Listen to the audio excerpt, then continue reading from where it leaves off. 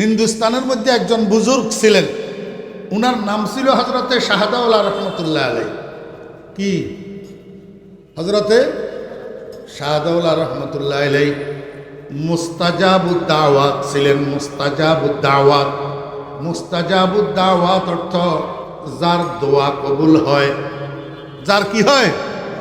আল্লাহর বান্দাদের মধ্যে এমন মানুষ আছে না, আল্লাহর দরবারে হাত উঠাইয়া যা চায় আল্লাহ তাই দে। শুধু তা নয়, বরং এই বান্দার বিষয়ে আল্লাহ পাক কোনো সিদ্ধান্ত নিতে আগে বান্দা এটারও জিজ্ঞাসা করে, বান্দা আমি তোমার জন্য এরকম একটা সিদ্ধান্ত নিতেছি, বলো তুমি রাজি আছো কিনা। যদি তুমি রাজি থাকো সিদ্ধান্ত নেব, না হলে নেব না। खुदी को कर बुलंद इतना कि हर तकदीर से पहले, खुदी को कर बुलंद इतना कि हर तकदीर से पहले खुदा खुद बंदे से पूछे बता तेरा रज़ा क्या है। खुदा खुद बंदे से पूछे बता तेरा रज़ा क्या है। মুস্তাজাবুদ দাওয়াত ছিলেন হযরত শাহদাউল্লাহ রহমতুল্লাহ আলাইহি। যেটা দোয়া করতেন এটা কবুল হইত। আবার হুজুর যে দোয়া কবুল হয় এটা এলাকার মানুষের মধ্যে প্রসিদ্ধ ছিল। কোনো বিপদে পড়লেই দৌড়াইয়া শাহদাউল্লাহ রহমতুল্লাহ আলাইহির কাছে যাইয়া কইত, হুজুর আমার জন্য একটু দোয়া করেন, আমি তো বিপদে পড়ছি। কথা বুঝছেন না? বুঝেন না?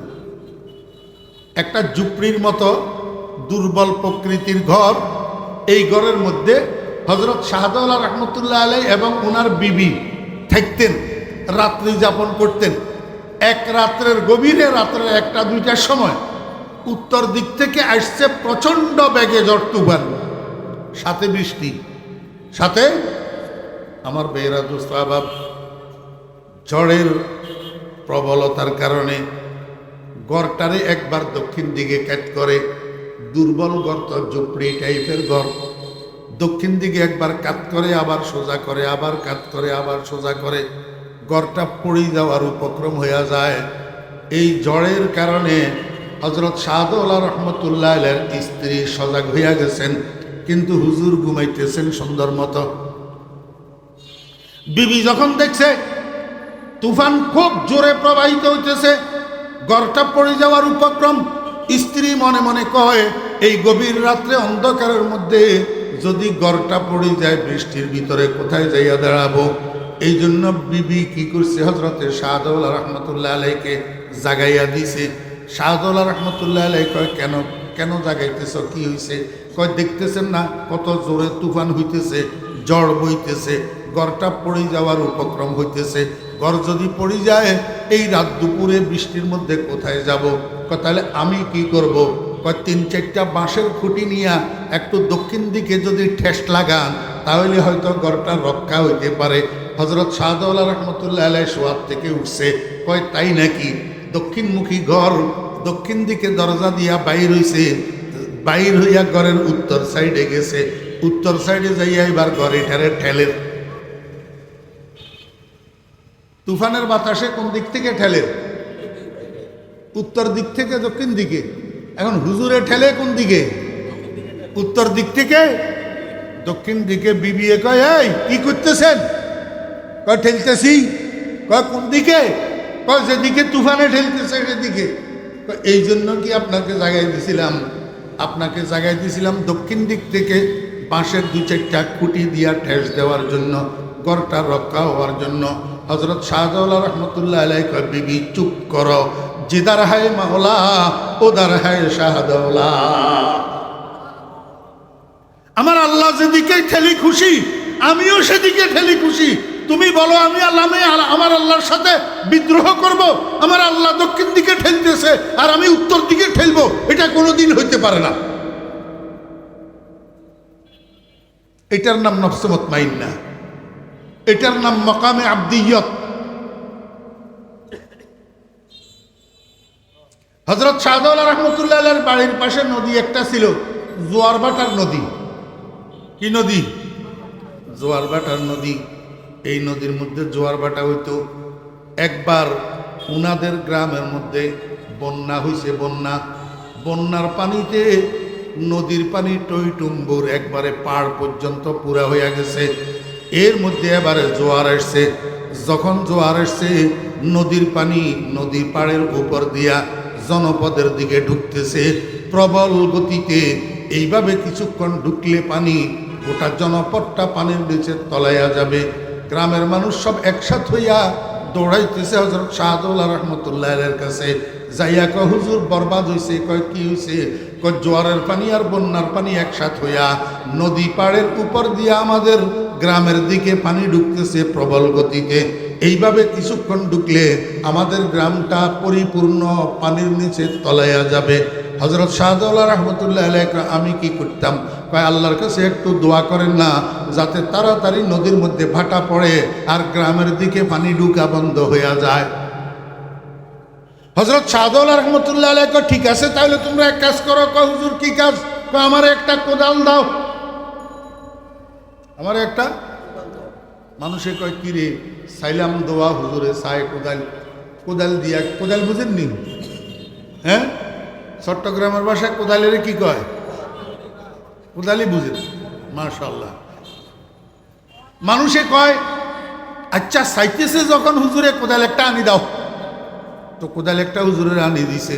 হুজুর কোদালিটা কাঁধে লইয়া নদীর দিকে হাঁটা শুরু করছে। যাইয়া নদীর পাড় কাটা শুরু করছে, ড্রেন করে দিছে। এবার পানি আরো বেশি করে ঢুকতেছে জনপদের দিকে। মানুষ কয়, হুজুর এটা কি করলেন?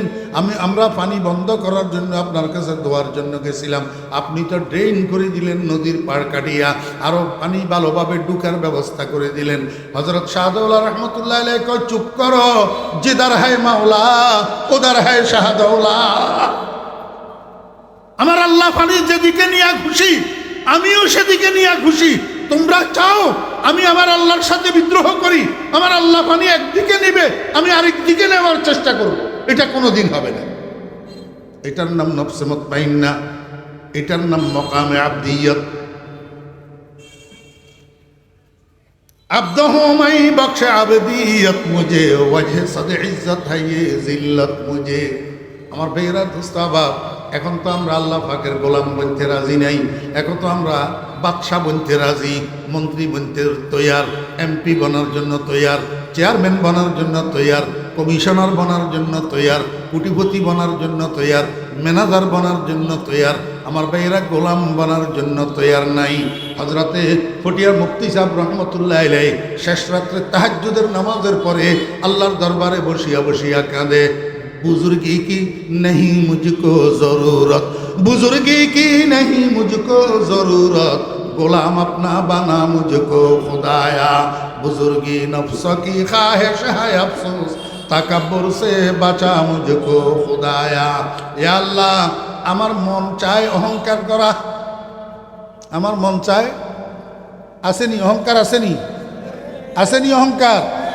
আমার ভাইয়েরা, দোস্ত আহবাব, মানুষের কলবের মধ্যে যে আভ্যন্তরীণ রোগগুলা হয়, এর মধ্যে মারাত্মক ব্যাধি হলো অহংকার। অহংকারের চেয়ে মারাত্মক আর কোনো রোগ নাই। অহংকারের চেয়ে ঈমান বিধ্বংসী আর কোনো রোগ নাই। অহংকারের চেয়ে আমল বিনষ্টকারী আর কোনো রোগ নাই। এই জন্য সরকার দো আলম জনাবে মুহাম্মদুর রাসূলুল্লাহ সাল্লাল্লাহু আলাইহি ওয়াসাল্লাম হাদিস শরীফের মধ্যে ইরশাদ করছেন, ক্বালা রাসূলুল্লাহ সাল্লাল্লাহু আলাইহি ওয়াসাল্লাম, মান কানা ফি কলবিহি মিসকালা হাববাতিন মিন খারদালাতিন মিন কিবির ফি রিওয়ায়াতিন ওয়াজাবাত লাহুন নার ওয়া ফি রিওয়ায়াতিন হারামাল্লাহু আলাইহিল জান্নাহ। যে ব্যক্তি দুনিয়ার থেকে যাওয়ার সময় মৃত্যু শয্যায় তার কলবের ভিতরে একটা সরিষার দানা সম পরিমাণ অহংকার যদি থাকে, এই অহংকার কলবের মধ্যে লইয়া যদি মরে, মনে রাখতে হবে এই অহংকারকে কলবের থেকে পরিষ্কার করার জন্য জাহান্নামে না যাইয়া উপায় হবে না। মহান আল্লাহ রাব্বুল আলামিনের অপরিসীম দয়ার ইহসান, আল্লাহ রাব্বুল আলামিন আমাদেরকে আজ 10 এপ্রিল 2026 ইংরেজি তারিখে চট্টগ্রাম শহরস্থ হালিশহর এ ব্লক যুব সমাজের উদ্যোগে আয়োজিত হালিশহর এ ব্লক বাস স্ট্যান্ড মোড়ে অনুষ্ঠিতব্য আজকের এই মহতী ওয়াজ মাহফিলে আমাদেরকে অংশগ্রহণ করার তৌফিক দিয়েছেন এই জন্য আমরা সবাই মহান রব্বুল আলামিনের শুকর আদায় করি, আলহামদুলিল্লাহ। কথা শুরু করার আগে আমি অনুরোধ করব, চেয়ারগুলা মুরব্বীদের জন্য, বয়োবৃদ্ধদের জন্য, যাদের হাঁটুতে সমস্যা, কোমরের সমস্যা। আমরা 40-এর নিচের বয়স্ক যারা আছি, এখনো যৌবন হারাই নাই, আমরা চেয়ারে বসা এটা অসঙ্গত, শিষ্টাচার বিরোধী। এই জন্য মুরব্বীগণ ছাড়া আর বাকিরা চেয়ার ছেড়ে সামনে আসি বসলে ভালো হবে। কথা শোনার থেকে মানার মধ্যে লাভ। শোনা বড় জিনিস না, মানা বড় জিনিস। যে মানতে পারে কলা গাছও মানতে পারে, আর যে মানে না সে তাল গাছও মানে না। না মানার অভ্যাস যাদের কাছে, এরা বয়ান শুনে সত্য, কিন্তু বয়ানের উপরে আমল করে না। 1 নম্বর। 2 নম্বর, মাহফিলের উত্তর পূর্ব কোণে যেই ভাইরা দাঁড়াইয়া আছেন, আমি আপনাদেরকে বলবো, পুকুরের ঘাটে যাইয়া দাঁড়াইয়া থাকলে ফরজ গোসল আদায় হয় না, পানির মধ্যে ডুব দেওয়া লাগে। ঝর্নার নিচে দাঁড়াইয়া গোটা শরীরে পানি দিয়া ভিজানো লাগে, নতুবা ফরজ গোসল আদায় হয় না। আজকের এই মাহফিলের প্যান্ডেল, এই শামিয়ানার নিচের জায়গাটা, এটা আল্লাহর রহমতের পুকুর। এখানের ভিতরে ঢুকে বসা শোনা আর বাহিরে দাঁড়াই দাঁড়াই শোনা কোনো দিনও এক হইতে পারে না। এই জন্য আমি বলবো, কিছু শ্রোতা মাহফিলের আশেপাশে দাঁড়াই থাকে, উনারা আসলে বয়ান শোনার জন্য আসে না, উনারা লবণ টেস্ট করার জন্য আসে। লবণ টেস্ট বুঝেননি? মহিলারা তরকারি রান্না করার পরে একটু জোল কিছু দিয়া জিব্বার মধ্যে লাগাইয়া দেখে লবণে হইল না না হইল। কথা বুঝছেন না বুঝেন নেই? এই শ্রোতাও কতগুলা লবণ টেস্ট করনেওয়ালা আছে। একটু সুরতুর ভালো হইলে, কথাবার্তার মধ্যে একটু যুক্তি মুক্তি থাকলে তো আস্তে আস্তে আগায়, আর না হইলে আস্তে আস্তে পিছের দিকে ঘুরে। এটা কোনো শ্রোতা না। ফুলের উপরে যেই ফোকাগুলা বসে, এগুলা 3 প্রকার। কয় প্রকার? কথা বলেন। এক প্রকারের ফোকা হইল প্রজাপতি, আমরা দেশীয় ভাষায় কয় পদ্মা। আরেক প্রকারের পোকা হইল মৌমাছি, আরেক প্রকারের পোকা হইল বল্লা। প্রজাপতি ফুলের উপরে বসে, প্রজাপতি ফুলের উপরে বসে। দোস্ত, আপনি আলেম মানুষ, এখানে কেন দাঁড়ায় রয়েছেন? মানুষ তবিয়ত বুঝে না। প্রজাপতি ফুলের উপরে বসে, এক ফুলের থেকে আরেক ফুলে টকাটকি করে, ফুলের থেকে কিছু আহরণ করে না। মৌমাছি ফুলের উপরে বসে, ফুলের থেকে মধু আহরণ করে, মুখে কইরা মধুকে নিয়া মৌচাকের মধ্যে জমা করে। সেখান থেকে মধু ব্যবসায়ীরা মধু নিয়া বাজারে বিক্রি করে। দুনিয়ার মানুষ এই মধুর দ্বারাই উপকৃত হয়। আর বল্লা ফুলের উপরে বসে, ফুলের থেকে বিষ আহরণ করে। বিষ যদি কোনো মানুষকে একটা কামড় দিতে পারে, তো ওই বেচারার 2-4 ঘন্টার আরাম হারাম হইয়া যায়। কথা বুঝছেন না বুঝেন নাই? এইবার বুঝেন, বিভিন্ন মাহফিলে যে সমস্ত শ্রোতারা আসে, এই শ্রোতাগুলা 3 প্রকার। এক প্রকার হলো প্রজাপতি মার্কা শ্রোতা, আরেক প্রকার হলো মৌমাছি মার্কা শ্রোতা, আরেক প্রকার হলো বল্লা মার্কা শ্রোতা। প্রজাপতি মার্কা শ্রোতা, এই মাহফিলের থেকে এই মাহফিলে, এই মাহফিলের থেকে এই মাহফিলে খালি টকাটকি করে, গোড়ার ডিমও সারা জীবনে কিছু আহরণ করতে পারে না। সারা জীবন ওয়াজ শুনে কোরআন শরীফের একটা আয়াতের অনুবাদও শিখতে পারে না। মৌমাছি মার্কা শ্রোতা যেগুলা, এগুলা মনোযোগ সহকারে বয়ান শুনে, বয়ানের মধ্যে মধু মার্কা যেসব আলোচনা, আমলের বয়ান, ইমানের বয়ান, সুন্নতের বয়ান, এগুলাকে মনোযোগ সহকারে শুনি আহরণ করে। আহরণ করে মানি মুখস্থ রাখার চেষ্টা করে, পরের দিন থেকে একটা একটা কথার উপরে আমল করে, অন্যকে আমল করার দাওয়াত দেয়, নিজেও উপকৃত হয়, অন্যরাও উপকৃত হয়। আর বললাম আর কা শ্রোতা যেগুলা, এগুলা বয়ান শোনার জন্য আসে, মনোযোগ সহকারে এমনি কান খাড়া করে শুনে, ভালোগুলা না, খালি হুজুরের কোন জায়গায় একটা ভুল হয় সেটা শুনে, কোন রকমে একটা ভুল যদি পাইতে পারে তো পরের দিন রাস্তায় রাস্তায় আর চা দোকানে যাইয়া ডলফিটা। এগুলা হলো বললাম আর কা শ্রোতা, ভালোগুলা শুনে না, ওই বিষগুলা শুনে। এখন আপনারা আমাকে বলেন, আপনারা এই তিন প্রকারের কোন প্রকারের শ্রোতা হইতে চান? জাযাকুমুল্লাহ। এইটাও সবাই মনোযোগ সহকারে শুনে নাই, মনোযোগ সহকারে এইটাও সবাই শুনে নাই, অথবা শুনছে উত্তর দেয় নাই। কেন উত্তর দেয় নাই? আমি একটু 1 মিনিট আপনাদেরকে এইটা বুঝাই দিই, কথা শেষ। কেন উত্তর দিল না? আমি আজকে আপনাদের এখানে বিনা দাওয়াতে আসি নাই, প্লেনের টিকিট করি পাঠাই, আমাকে এখানে আনা হয়েছে আপনাদের সামনে মাইকের সামনে বসার জন্য। অতএব কারণে আমি যতক্ষণ এই মাইকের সামনে বসা আছি, আমি আপনাদের সকলের শিক্ষক, আর আপনারা সকল আমার ছাত্র। মুরব্বিয়ানে কেরাম যিনারা আছেন, মুরব্বিগণ, আপনারা বলতে পারেন, হুজুর আমরা তো আপনার থেকে বয়সে সিনিয়র, আমাদেরকে কেমনে ছাত্র বানাইবেন? আমি আপনাদেরকে বলবো, মুরব্বিগণ, ছাত্র হওয়ার জন্য বয়স কম হওয়া লাগে না, শিক্ষক হওয়ার জন্য বয়স বেশি হওয়া লাগে না। হযরতে আব্বাস রাদিয়াল্লাহু আনহু, রসুল আকরাম সাল্লাল্লাহু আলাইহি ওয়াসাল্লামের চাচা, বয়স বেশি, আর রসুল আকরাম সাল্লাল্লাহু আলাইহি ওয়াসাল্লাম ভাতিজা, বয়স কম। আপনারা এখানে একটু বলুন, এখানে শিক্ষককে ছাত্রকে?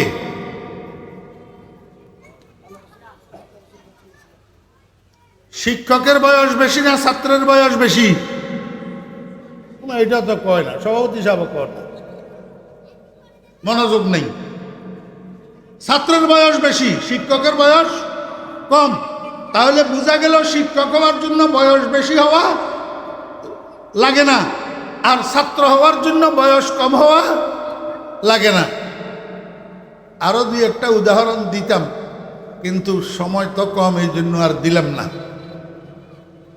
এখন আসেন, ক্লাসে, স্কুল কলেজ বলেন আর মাদ্রাসা বলেন, শিক্ষকে ছাত্রদেরকে পড়া বাতলাই দেওয়ার পরে আবার জিজ্ঞাসা করেনি, এই তুমি বলো তো কি বললাম, তুমি বলো তো কি বললাম, তুমি বলো তো কি বললাম, জিজ্ঞেস করে কিনা? এই জিজ্ঞেস করার শিক্ষকের অধিকার আছে কিনা? তো জিজ্ঞেস করার পরে উত্তর দেয় না 2 রকমের ছাত্র। এক রকমের ছাত্র ডামিস, অমনোযোগী, শিক্ষকের পড়া বাতলানো মনোযোগ সহকারে শুনে নাই। আর আরেক প্রকারের ছাত্র হল বেয়াদ্দব ছাত্র, শিক্ষকের মানতে পারে না। আমি এর সামনে আর কিছু বলবো না। এবার আপনারা যদি উত্তর না দেন কোন প্রকারের হবেন, এটা আপনারা ঠিক করেন।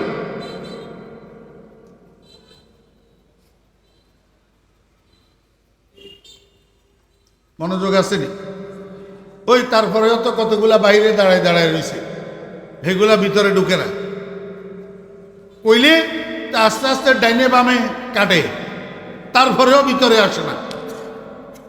আমি বুঝি না, একটা মানুষ 2 কিলোমিটার রাস্তা যাওয়ার জন্য যখন বাসে উঠে ডাইনে বামে তাকায় সিট খালি আছে কিনা, কারণ দাঁড়াই থাকতে কষ্ট, বসতে আরাম। আর উল্টা হইল ওয়াজের মাহফিলে, মুসলমান এবং মুসলমানের বাচ্চা কতগুলা ওয়াজের মাহফিলে আসলে বসতে কষ্ট হয়, দাঁড়াই থাকতে আরাম পায়। দাঁড়াই থাকতে কি পায়? আরাম পায়। আসলে কি দাঁড়াই থাকতে আরাম না বসতে আরাম? তাহলে এরা বসে না কেন, দাঁড়াই থাকতে চায় কেন? বুঝা গেল? আর আসলে এরা দ্বীনের প্রেম, ধর্মের প্রেম, ইসলামের প্রেম, কোরআনের প্রেম নিয়ে এখানে আসে নাই, তামাশা দেখার জন্য আসছে।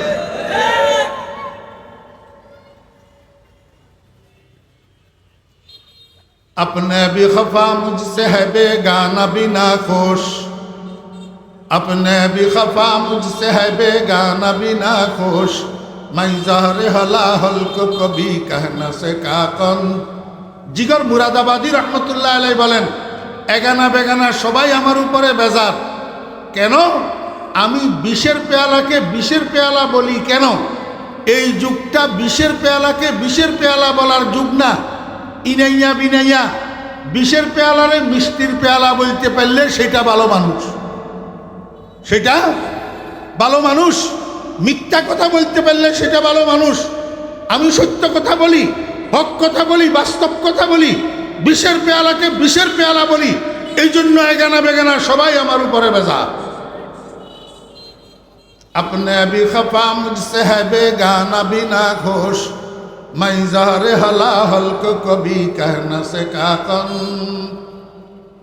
আল্লাহ পাকের পবিত্র কালামের একটা আয়াতের অর্ধেক অংশ আমি আপনাদের সামনে তেলাওয়াত করছি, শুধু অর্ধেক, বলি শেষ করতে পারবো না।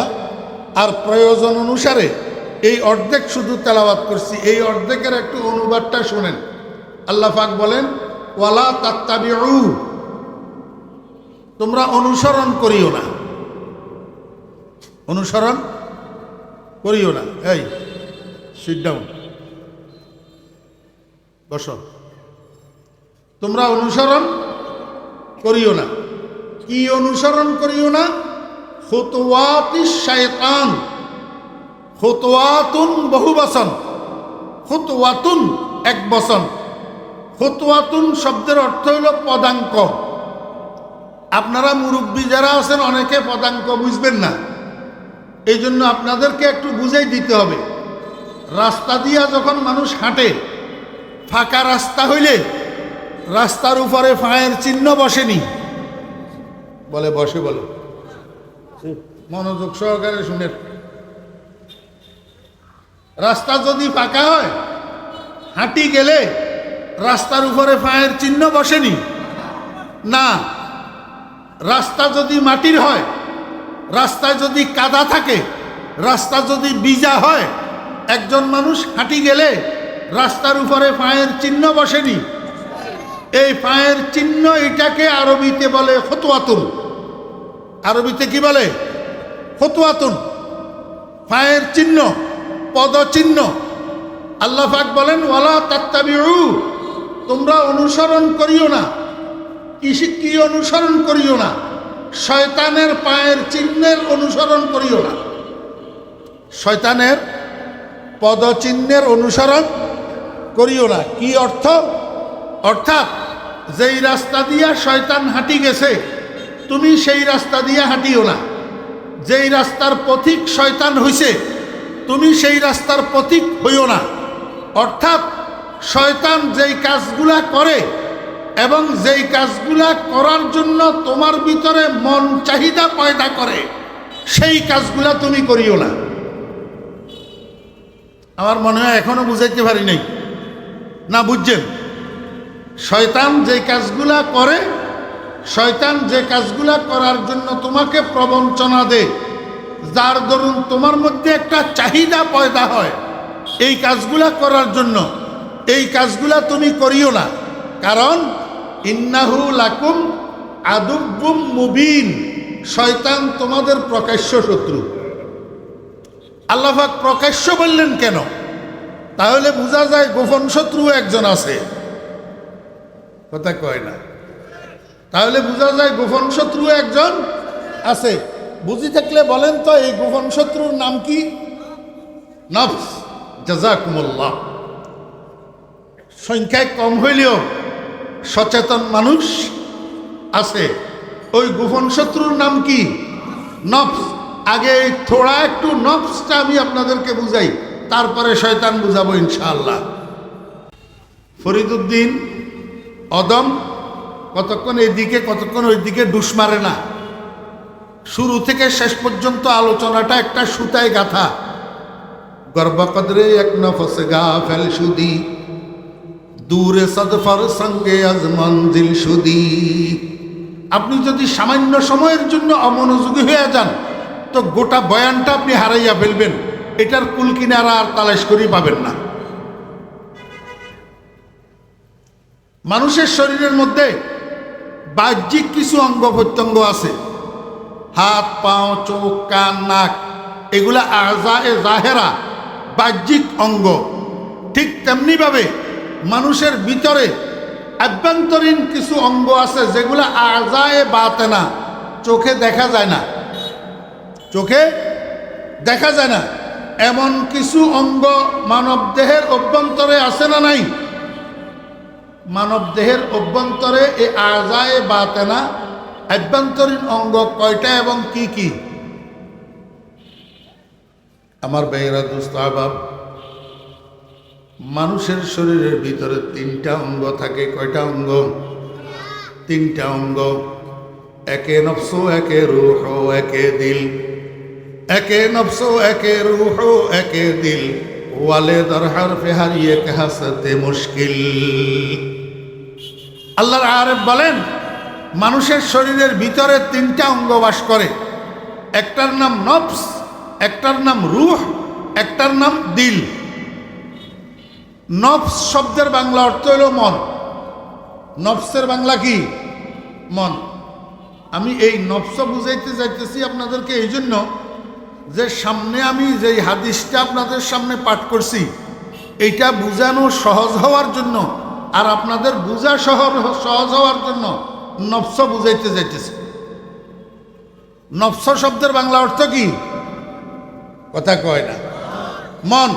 জোরে বলবেন। নফস। উত্তর না দিলে ছাত্র কি? তোমার কথা কয় না। হয় ডামিস, না হইলে বেয়াদ্দব।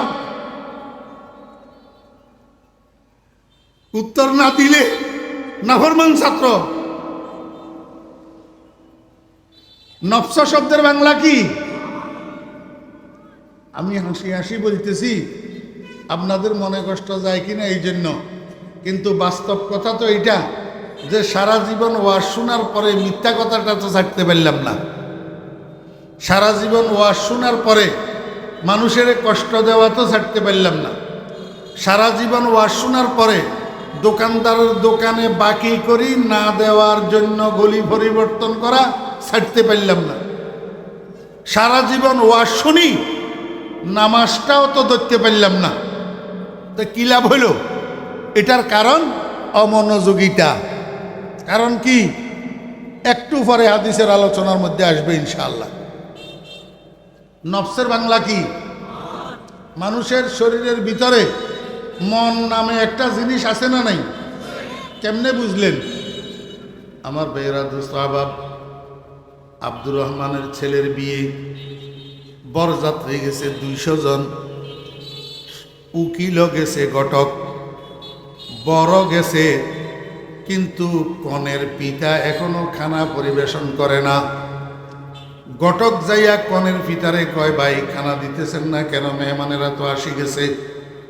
কনের পিতায় কয়, মেহমানেরা আসছে ঠিক, কিন্তু আমার বেয়াই তো এখনো আসে নাই, ছেলের আব্বা কই? ওমা তালাশ করি দেখে যে আসলে অত কথা ঠিক, ছেলের আব্বা নাই, ছেলের আব্বা নাই। এখন মুরব্বীর মর্যাদা বুঝে, ফোলাফাইনে মুরব্বীর মর্যাদা বুঝেনি। আগের গুলাই কিছু বুঝলেও বর্তমানের গুলাই গোড়ার ডিমও বুঝে না। মুরব্বী তো দূরে থাক, শিক্ষকেরও তো পাইলে শেষে, শিক্ষকেরে এক জমানায় বিদ্যা বাড়ত শিক্ষককে সেবিলে, আর বর্তমানে বিদ্যা বাড়ে শিক্ষককে সেচিলে। এখনের পোলারা মুরব্বী মানেনি, বেআইয়ে বেআইয়ের মর্যাদা বুঝে। এই জন্য বেআইয়ে কয় আমার বেআই কই, বেআই যতক্ষণ না আসে ততক্ষণ আমি খানা পরিবেশন করতে পারবো। ঘটক বেটা দৌড় দিছে পার্শ্ববর্তী বাড়ি, যাইয়া দেখে বেআই ঘরের সামনের রুমের খাটের উপরে শোয়া। ঘটকে কয় কিরে ভাই, আজকে আপনার ছেলের বিয়ে, বরযাত্রীরা সবাই গেল, বর নিজেও গেল, আমি ঘটকও গেলাম, আপনি কেন এখানে শুয়ে রইলেন? আপনার জন্য তো আপনার বেয়াই কাউকে খানা পরিবেশন করতেছে না, চলেন উঠেন তাড়াতাড়ি আমার সাথে চলেন। বেয়াইয়ে কয় আমি যাব না, আমি যাব না। ঘটকে জিজ্ঞাসা করে আপনি কেন যাবেন না? কয় আমার মন ভালো না। কি কয়? আমার মন ভালো না। কি জন্য মন ভালো না বুঝছেন তো? ফলায় বেয়াদবি করছে বাপের সাথে। ফলায় বাপের সাথে কি করছে? বেয়াদবি করছে। এই জন্য মুরব্বী বলতেছে আমার মন ভালো না। তাহলে ভিতরে যদি মন নামের জিনিস একটা নাই থাকে, ভালো খারাপ হয় কেমনে? কথা বুঝছেন না বুঝেন নাই? তাহলে মন নামের জিনিস একটা ভিতরে আছে, এটারে আরবিতে নফস বলে। এটারে আরবিতে কি বলে? নফস বলে। এই মনটা তিন প্রকার। একটা মনের নাম হইল সন্তুষ্ট মন, এইটা হইল সবচেয়ে বালা, সবচেয়ে।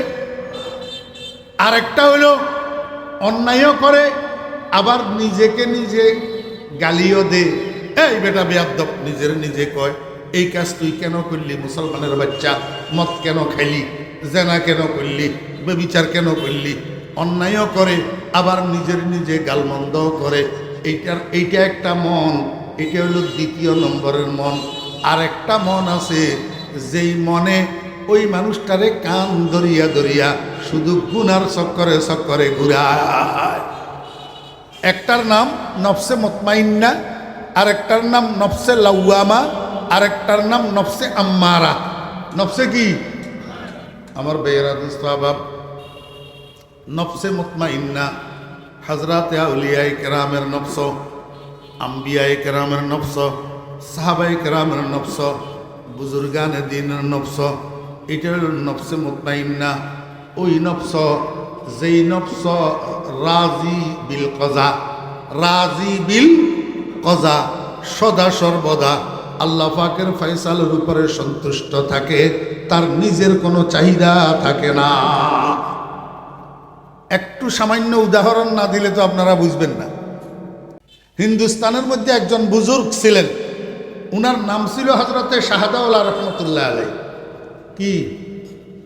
হযরতে শাহদাওলা রহমতুল্লাহ আলাই মুস্তাজাবুদ দাওয়াত ছিলেন। মুস্তাজাবুদ দাওয়াত, মুস্তাজাবুদ দাওয়াত অর্থ যার দোয়া কবুল হয়। যার কি হয়? আল্লাহর বান্দাদের মধ্যে এমন মানুষ আছে না, আল্লাহর দরবারে হাত উঠাইয়া যা চায় আল্লাহ তাই দে। শুধু তা নয়, বরং এই বান্দার বিষয়ে আল্লাহ পাক কোনো সিদ্ধান্ত নিতে আগে বান্দা এটারও জিজ্ঞাসা করে, বান্দা আমি তোমার জন্য এরকম একটা সিদ্ধান্ত নিতেছি, বলো তুমি রাজি আছো কিনা? যদি তুমি রাজি থাকো সিদ্ধান্ত নেব, না হলে নেব না।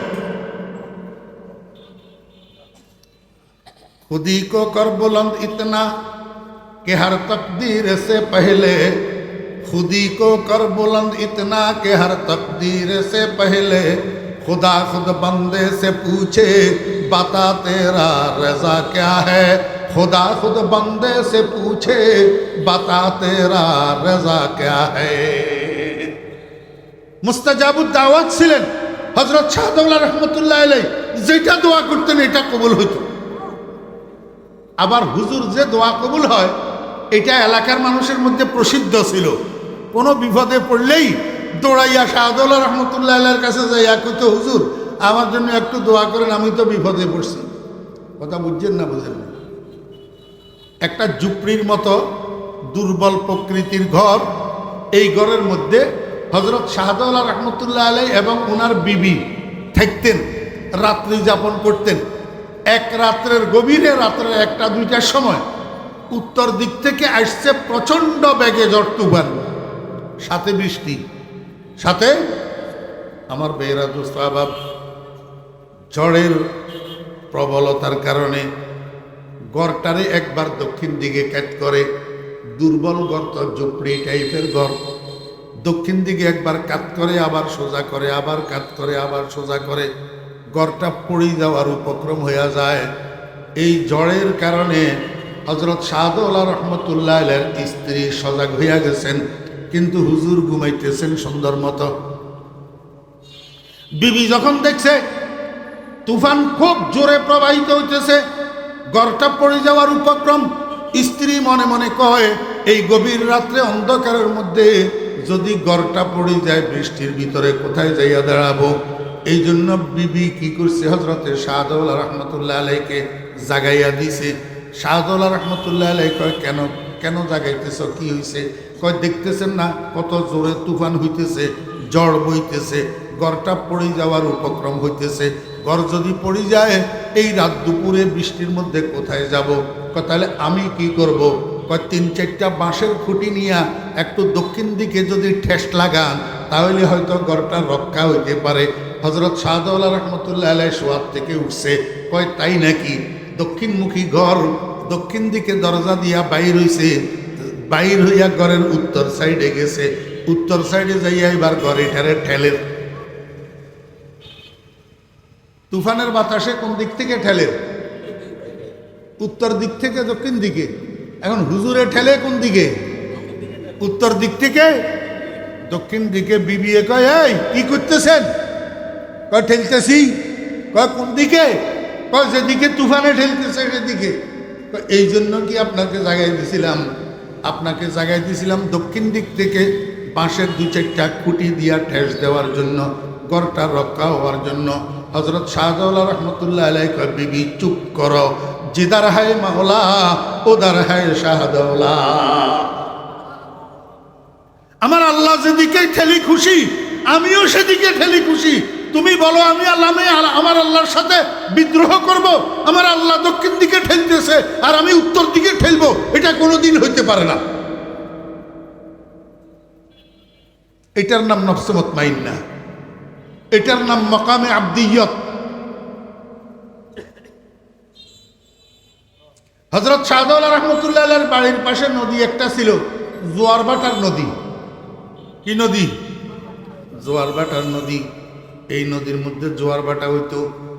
একবার উনাদের গ্রামের মধ্যে বন্যা হইছে, বন্যার পানিতে নদীর পানি টইটুম্বুর একবারে পাড় পর্যন্ত পুরা হইয়া গেছে। এর মধ্যে এবারে জোয়ার আসছে।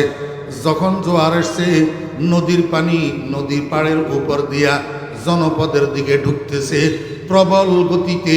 এইভাবে কিছুক্ষণ ঢুকলে পানি গোটা জনপদটা পানির নিচে তলাইয়া যাবে। গ্রামের মানুষ সব একসাথ হইয়া দৌড়াইতেছে হযরত শাহদৌলা রহমতুল্লাহ আলাইহির কাছে। যাইয়া কয় হুজুর বরবাদ হইছে। কয় কি হইছে? কয় জোয়ারের পানি আর বন্যার পানি একসাথ হইয়া নদী পাড়ের উপর দিয়া আমাদের গ্রামের দিকে পানি ঢুকতেছে প্রবল গতিতে। এইভাবে কিছুক্ষণ ঢুকলে আমাদের গ্রামটা পরিপূর্ণ পানির নিচে তলাইয়া যাবে। হযরত শাহদৌলা রহমতুল্লাহ আলাইহি আমি কি করতাম? কয় আল্লাহর কাছে একটু দোয়া করেন না যাতে তাড়াতাড়ি নদীর মধ্যে ভাটা পড়ে আর গ্রামের দিকে পানি ঢুকা বন্ধ হইয়া যায়। হযরত শাহদৌলা রহমতুল্লাহ আলাইহি কয় ঠিক আছে তাহলে তোমরা এক কাজ করো। কয় হুজুর কি কাজ? কয় আমার একটা কোদাল দাও। আমার একটা মানুষে কয় কি রে? সাইলাম দোয়া হুজুরে চায় কোদাল দিয়া। কোদাল বুঝেননি? হ্যাঁ, চট্টগ্রামের ভাষায় কোদালের কি কয়? কোদালি বুঝেন? মাশাআল্লাহ। মানুষে কয় আচ্ছা চাইতেছে যখন হুজুরে কোদাল একটা আনি দাও। তো কোদাল একটা হুজুরের আনি দিছে। হুজুর কোদালিটা কাঁধে লইয়া নদীর দিকে হাঁটা শুরু করছে, যাইয়া নদীর পাড় কাটা শুরু করছে, ড্রেন করে দিছে। এবার পানি আরো বেশি করে ঢুকতেছে জনপদের দিকে। মানুষ কয় হুজুর এটা কি করলেন?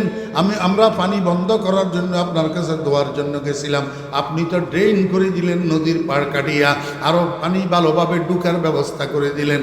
হযরত শাহদৌলা রহমতুল্লাহ আলাইহি কয় চুপ করো, জিদার হায় মাওলা ওদার হায় শাহদৌলা। আমার আল্লাহ পানি যেদিকে নিয়ে খুশি আমিও সেদিকে নিয়ে খুশি। তোমরা চাও আমি আমার আল্লাহর সাথে বিদ্রোহ করি, আমার আল্লাহ পানি একদিকে নেবে, আমি আরেক দিকে নেওয়ার চেষ্টা করব, এটা কোনোদিন হবে না। এটার নাম নফসে মুতমাইন্না, এটার নাম মকামে আবদিয়ত।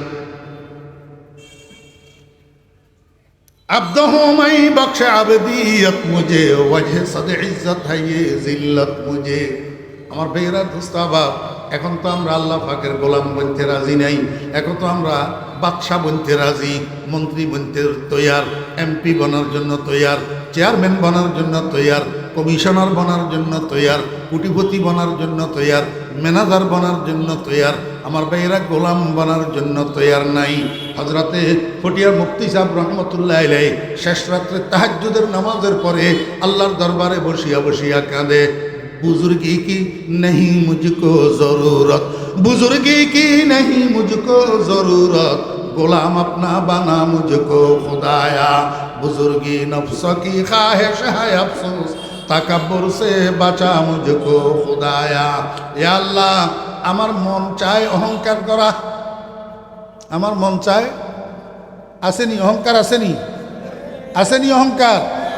আমার ভাইয়েরা দোস্ত আহবাব, মানুষের কলবের মধ্যে যে আভ্যন্তরীণ রোগগুলা হয়, এর মধ্যে মারাত্মক ব্যাধি হলো অহংকার।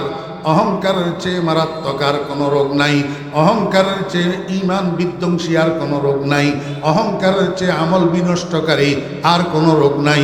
এই জন্য সরকার দু আলম জনাবে মুহাম্মদুর রাসূলুল্লাহ সাল্লাল্লাহু আলাইহি ওয়াসাল্লাম হাদিস শরীফের মধ্যে ইরশাদ করছেন, কালা রাসূলুল্লাহ সাল্লাল্লাহু আলাইহি ওয়াসাল্লাম, মান কানা ফি কলবিহি মিসকালা হাববাতিন মিন খারদালাতিন মিন কিবির, ফি রিওয়ায়াতিন ওয়াজাবাত লাহুন নার ওয়া ফি রিওয়ায়াতিন হারামাল্লাহু আলাইহিল জান্নাহ। যে ব্যক্তি দুনিয়ার থেকে যাওয়ার সময় মৃত্যু শয্যায় তার কলবের ভিতরে একটা সরিষার দানা সম পরিমাণ অহংকার যদি থাকে, এই অহংকার কলবের মধ্যে লইয়া যদি মরে, মনে রাখতে হবে এই অহংকারকে কলবের থেকে পরিষ্কার করার জন্য জাহান্নামে না যাইয়া উপায় হবে না। খবরদার, অহংকার করা যাবে না।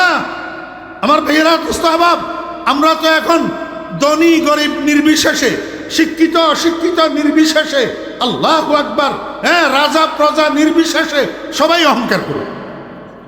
সবাই কি করি? আল্লাহ পাক রব্বুল আলামিন কয়, বান্দা যারা দুনিয়াওয়ালা আছো দুনিয়ায় নিয়ে অহংকার করতে পারবে না, যারা এলমওয়ালা আছো এলম নিয়ে অহংকার করতে পারবে না, যারা আমলওয়ালা আছো আমল নিয়ে অহংকার করতে পারবে না। তুমি পীর সাহেব পীরগিরি লইয়া অহংকার করতে পারবে না, তুমি মুহাদ্দিস সাহেব মুহাদ্দিসগিরি লইয়া অহংকার করতে পারবে না, তুমি বক্তা সাহেব বক্তাগিরি লইয়া অহংকার করতে পারবে না, তুমি ধনী ধন লইয়া অহংকার করতে পারবে না, তুমি 10টা সন্তানের বাবা সন্তান লইয়া অহংকার করতে পারবে না, তুমি বংশমর্যাদাওয়ালা বংশমর্যাদার অহংকার করতে পারবে না, তুমি পদওয়ালা পদ লইয়া অহংকার করতে পারবে না, তুমি নেতা খেতা নেতাগিরি লইয়া অহংকার করতে পারবে না। অহংকার করবি জাহান্নামে যাবি, অহংকার করবি জাহান্নামে যাবি। মরার সময় অহংকার যদি কলবের মধ্যে থাকে, জাহান্নামে যাওয়া ছাড়া উপায় থাকবে না। আমি একটু ছোট্ট আপনাদেরকে একটু বুঝাই। সৈয়দ আহমদ কবির রেফাঈ রহমতুল্লাহি আলাইহি, আল্লাহু আকবার, হযরত থানভী রহমতুল্লাহি আলাইহি লিখছেন কিতাবের মধ্যে, সৈয়দ আহমদ কবির রেফাঈ রহমতুল্লাহি আলাইহি আওলাদে রসুল ছিলেন, সৈয়দ বংশ ছিলেন, আশেকে রসুল ছিলেন, আশেকে রসুল। এখন লম্বা করে বোঝানোর সময় নাই, না হলে আশেকে রসুল কেমনে ছিলেন আপনাদেরকে একটু বুঝাইতাম। আমার ভাইয়েরা দোস্ত আহবাব, সৈয়দ আহমদ কবির রেফাঈ রহমতুল্লাহি আলাইহি জমিনের আইলে দিয়া, আইল আইল আইল বুঝেন না লাইল বুঝেন? জমিনের আইলে দিয়া সামনের দিকে যাইতেছে, দোনো পাশে ধান, দোনো পাশে ধান ক্ষেত, সামনের দিক থেকে একটা কুকুর আসতেছে। যখন মুখামুখি হয়েছে, সৈয়দ আহমদ কবির রেফাঈ রহমতুল্লাহ আলাইহি দাঁড়াই গেছে, মনে করছে কুকুর নিচে দিয়া যাবে, কুকুরও দাঁড়াই গেছে, এখন কেউ নিচে দিয়া যায় না। সৈয়দ আহমদ কবির রেফাঈ রহমতুল্লাহ আলাইহি উনার ভাষায় কুকুরের আমরা তাড়ানোর জন্য সেই কই না, সেই কুকুর তাড়ানোর জন্য, এরকম উনার মাতৃভাষার একটা শব্দ উনি ব্যবহার করছে কুকুরকে তাড়ানোর জন্য। আল্লাহ পাক রব্বুল আলামিন কুকুরের জবান খুলে দিছে। কুকুরের, আমরা মায়ের পেট থেকে যে বাইর হইছিলাম, আমাদের জবান খোলা ছিল না, তালা লাগানো ছিল। কথা কয় না। জবান খুলছে কত বছর, কত মাস বয়সে? 15 মাস, 16 মাস, 17 মাস, 18 মাস, 20 মাস, 24 মাস বয়সে আস্তে আস্তে আস্তে আস্তে জবানের তালা খুলছে। এতদিন পর্যন্ত জবানের মধ্যে তালা লাগানো আছিল। তো যে আল্লাহ আমার এই শৈশবে জবানের তালা খুলে দিয়ে বাকশক্তি দিছেন, সেই আল্লাহ কুকুরের বাকশক্তি দিতে পারেন কি পারেন না? আমার ভাইরা দোস্তাবাব, এখন কুকুর এটা সৈয়দ আহমদ কবির রেফাই রহমতুল্লাহ আলাইহির সাথে আরবি ভাষায় কথা কয়। আরবি ভাষায় কথা কয়। কুকুরে কয়, হুজুর কি বুঝাইতে চাইতেছেন? সৈয়দ আহমদ কবির রেফাই রহমতুল্লাহ আলাইহি কয়, আমার রাস্তা কেন বন্ধ করলি? রাস্তার উপরে দাঁড়াই রইলি কেন? নিচে দিয়া নামি যা। কুকুরে কয়, আমি কেন নিচে দিয়া নামবো? আপনি নিচে দিয়া নামলে কি অসুবিধা হয়? সৈয়দ আহমদ কবির রেফাই রহমতুল্লাহ আলাইহি কয়, কুকুর বুঝলি না? আমি আশরাফুল মখলুকাত ইনসান, আমি গোটা সৃষ্টির মধ্যে সবচেয়ে সম্মানী সৃষ্টি। আমার শরীরে পরিষ্কার পরিচ্ছন্ন পবিত্র জামা কাপড়, এগুলা দিয়ে আমি নামাজ পড়ি। এখন যদি আমি নিচে দিয়া যাই, আমার শরীরে আমার জামা কাপড়ে ময়লা লাগবে। তুই তো এমনিই মাথার তালু থেকে পায়ের তালু পর্যন্ত নাপাক, তোর মুখের লালাগুলা যদি একটা থালা বাসনে লাগে, নবীজি বলছেন 7 বার দোয়া লাগে। এর মধ্যে প্রথমবার মাটি দিয়া মাজিয়া মাজিয়া দোয়া লাগে, না হলে জলাতঙ্ক রোগের জীবাণু নষ্ট হয় না। কোন দিকে কইতাম কথা?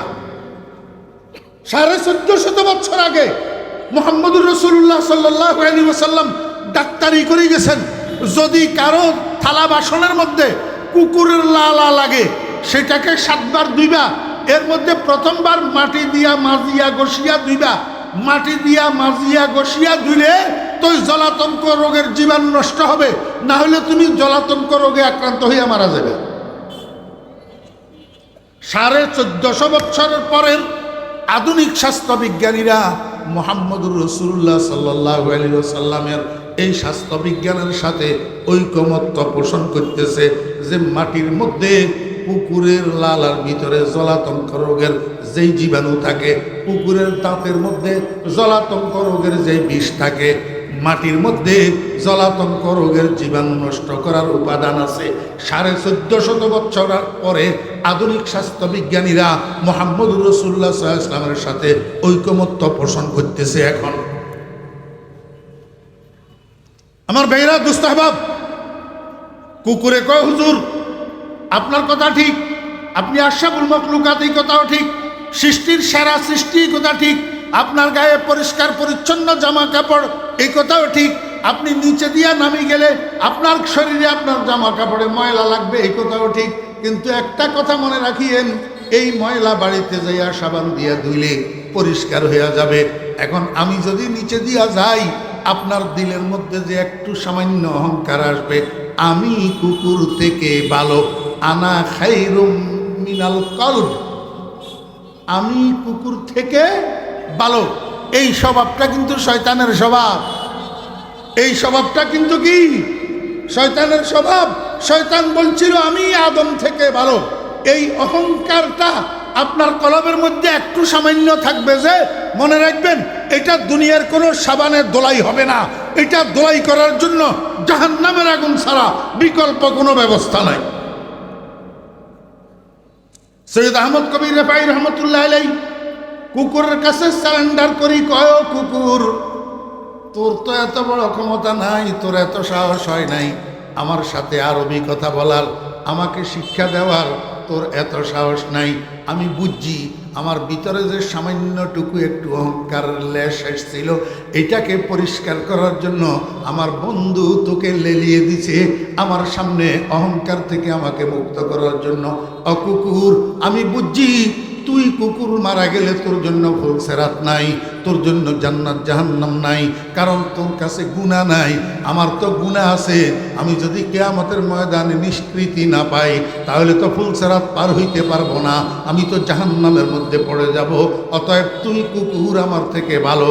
এই জন্য পটিয়ার মুফতি শাহ হুজুর রহমতুল্লাহ আলাইহি বলি কেনতেন, যেমন দারদ সগে নসরানিয়ার, যেমন দারদ সগে নসরানিয়ার, কে হাস্তু বেগুনা ও বেগুনাগার। ও মুসলমান ভাইরা, কি ওয়াজ শুনবেন, কি মুখস্থ করবেন? একটা ডোজ নিয়ে যান, শুধু একটা ট্যাবলেট নিয়ে যান। কি ট্যাবলেট? গোটা হালি শহরের মধ্যে যতগুলা কুকুর আছে এই সমস্ত কুকুরগুলা আমি ফরিদুদ্দিনের চেয়ে ভালো, আমি ফরিদুদ্দিনের চেয়ে ভালো। যদি হালি শহরের কুকুরগুলা আমার থেকে ভালো হয় তো এই মানুষগুলার সবগুলা মানুষ আমার থেকে ভালো। আমি সবের থেকে খারাপ, আমি সবের থেকে কি খারাপ। ও ভাইরা দোস্তাবাব, এই কথাটা দিলের মধ্যে আসার নাম গোলামি, এই কথাটা দিলের মধ্যে আসার নাম আব্দিয়ত, যেটার জন্য ঘটিয়ার মুফতি শাহ হুজুর রহমতুল্লাহ আলাইহি বসে বসে কাঁদতেন, আয় আল্লাহ, আমার নফস অহংকার করতে চায়, আমার নফস বড়ত্ব চায়, আমার নফস বুজুর্গি চায়। আমি বুজুর্গি চাই না, আমি অহংকার চাই না, আমি বড়ত্ব চাই না, আমি তোমার গোলামি চাই। আয় আল্লাহ, তুমি আমারে তোমার গোলাম বানাইয়া দাও। আপনারা আল্লাহর গোলাম হইতে চাননি? কে কে আল্লাহর গোলাম হইতে চান? আল্লাহু আকবার। बड़ाई की नहीं मुझको जरूरत, बड़ाई की नहीं मुझको जरूरत, গোলাম আপনা বানা মুঝকো খুদায়া। আয় আল্লাহ, সভাপতিগিরির আমার দরকার নাই, সেক্রেটারিগিরির আমার দরকার নাই, দুনিয়ার ফতফতবির আমার দরকার নাই, আমারে তুমি একটু গোলাম বানাইয়া দাও। আয় আল্লাহ, এই মসজিদে যত মুসল্লি এসছে নামাজ পড়ার জন্য, যারা ইমাম আছে, যারা মুয়াজ্জিন আছে, যারা খতিব আছে, আয় আল্লাহ, এই সমস্ত মানুষগুলা আমি সভাপতির থেকে উত্তম, আমি সেক্রেটারির থেকে উত্তম, আমি সদস্যর থেকে উত্তম, আমি ক্যাশিয়ার থেকে উত্তম, আমি সবের থেকে খারাপ। এই কথাটা অন্তরের মধ্যে আসার নাম হইল গোলামি। কি গোলামি? আল্লাহু আকবার। আমার ভাইরা দোস্ত আহবাব, মনে আছে না ভুলে গেছেন?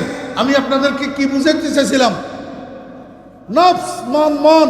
ওই বিয়াই বাজে মন বালা নাই। কি বালা নাই? মন বালা নাই। কেন মন বালা নাই? ফলাই বাপের লগে বেয়াদবি করছে, এই জন্য বাপের মন বালা নাই। এই জন্য সব গেছে কিন্তু বাপ যায় নাই। এখন ঘটকে যাইয়া পোলারে পাঠাইছে, তুই যাইয়া মাপ চাইয়া তোর আব্বারে আন, না হলে তোর আব্বা তোর বিয়েতে অংশগ্রহণ করবে না। আমার ভাইরা, মন নামে একটা জিনিস যদি না থাকে তাহলে মন বালা নাই এই কথাটা কেমনে বলে?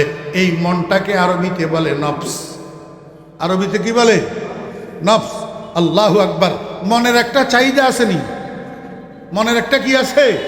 চাহিদা আছে। আল্লাহু আকবার। যেই মনটা সন্তুষ্ট মন, যেই নফসটা নফসে মুতমাইন্না, এর চাহিদা হইল সমস্ত বালা বালা চাহিদা।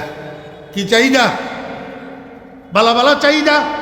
আরেকটা নফস আছে দুষ্ট নফস, দুষ্ট মন, এর চাহিদা হইল সমস্ত দুনিয়ার খারাপগুলা চাহিদা। মদ পান করা চাহিদা, সুদ খাওয়া চাহিদা, ঘুষ খাওয়া চাহিদা। আর এখন আগের জমানায় রাত্রে 3টা পর্যন্ত খালি ঠেলো ফেসবুক, ঠেলো ইউটিউব, এটার চাহিদা। বলা বলতে আবার আমার উপরে মনে কষ্ট নেব। মুরব্বিয়ানে কেরাম, আপনারা তো ছেলে জন্ম দিয়েছেন, আপনারা বুড়া বুড়ি আপনাদের রুমের দরজা বন্ধ করে ঘুমাইয়া পড়ছেন, কিন্তু আপনার পোলারা একটার বয়স 18 বৎসর, একটার বয়স 22 বৎসর, একটার বয়স 26 বৎসর, একটার বয়স 32 বৎসর, সবগুলা তরুণ যুবক। এই পোলাগুলা 4 জন 4 রুমে যে ঘুমাইতেছে, এরা রাত্রে কয়টা বাজে ঘুমায় আপনারা আব্বা আম্মা খবর রাখেন না। এরা কেউ 2টায়, কেউ 2:30টায়, কেউ 3টায়, কেউ 4টায় ঘুমায়। সারা রাত ফেসবুক ঠেলে, ইউটিউবের মধ্যে বাংলা হিন্দি ছায়াছবি দেখে, বাংলা হিন্দি ছায়াছবির গান শুনে। মুসলমানের বাচ্চারা নফসের চাহিদা, মনের চাহিদা। মনের কি চাহিদা? ফজরের নামাজের তো প্রশ্নই উঠে না, ফজরের নামাজের প্রশ্নই। আমার ছোট ভাইয়েরা, ও হালি শহরবাসী, আমাদের সন্তানেরা, তোমরা যারা তরুণেরা আছো, যুবকেরা আছো, হ্যাঁ তরুণ, তরুণ এই তরুণের নিচে আরেক দল আছে না, এটার নাম কি? আরে না, গ্যাং গ্যাং, ওমা কয় না গ্যাং। আমি তো নাম লইতে চাইতেছি না, আমারে আবার যাওয়ার সময় গুলি করে দে নাকি। গ্যাং কি গ্যাং? কিশোর গ্যাং। আমার ছোট ভাইয়েরা, আরে ছোট ভাই তো না, তোরা আমার সন্তানের চেয়েও ছোট। আমার বড় পোলার বয়স 41 বছর, তোমরা আমার সন্তানের চেয়েও ছোট। আমি তোমাদেরকে শুধু একটা কথা মনে করিয়ে দেব, আল্লাহু আকবার, তুমি তো কোরআনওয়ালা। তুমি কি? তুমি কি কোরআনওয়ালা? কেমনে কোরআনওয়ালা? তুমি আলহামদুলিল্লাহি রাব্বিল আলামিন আর রহমানির রহিম এই সূরা ফাতিহা তুমি মুখস্থ জানো? সূরা ফাতিহা তুমি মুখস্থ? কুল হুয়াল্লাহু আহাদ আল্লাহুস সামাদ, সূরা ইখলাস তুমি মুখস্থ জানো? তোমাদের হালি শহরের মধ্যে যদি কোনো হিন্দুর পোলা থাকে, ওই হিন্দুর পোলার নাম যদি হরেশ বাবু হয়, তার বাপের নাম যদি রমেশ বাবু হয়, এই রমেশেরে আর হরেশেরে যাইয়া একটু বলো না, এরে হরেশ রে, এই আলহামদু সূরাটা আমারে একটু মুখস্থ শোনা। হরেশে তোমারে উত্তর দিবে, আলহামদু কোন জানোয়ারের নাম আমি তো চিনি না। কথা কয় না? তুমি যদি রমেশের যাইয়া কো, রমেশ কুল হু আল্লাহ সূরাটা আমারে একটু মুখস্থ শোনা, রমেশ তোমারে উত্তর দিবে, কুল হু আল্লাহ কি জিনিস আমি তো চিনি না। কথা ঠিক না বেটি? হরেশে আলহামদুলিল্লাহ চিনেনি, কুল হু আল্লাহ চিনেনি। আর তুই মুসলমানের বাচ্চা, তুই অশিক্ষিত হইলেও, শিক্ষিত হইলেও, নামাজি হইলেও, বেনামাজি হইলেও তুই তো আলহামদুলিল্লাহ মুখস্থ জানস, তুই তো কুল হু আল্লাহ মুখস্থ জানস, যেটা হরেশচন্দ্র জানে না, যেটা রমেশ বাবু জানে না। বুঝা গেল হরেশচন্দ্র আর রমেশ বাবু কোরআনওয়ালা না, তুই মুসলমানের বাচ্চা, তুই কোরআনওয়ালা। কথা কয় না? সারা দুনিয়ার মূল্য বুঝলি, নিজের মূল্য কেন বুঝলি না? ওরে তুই যে কোরআনওয়ালা হইলি কেমনে হইছ জানোস নি? আল্লাহু আকবার।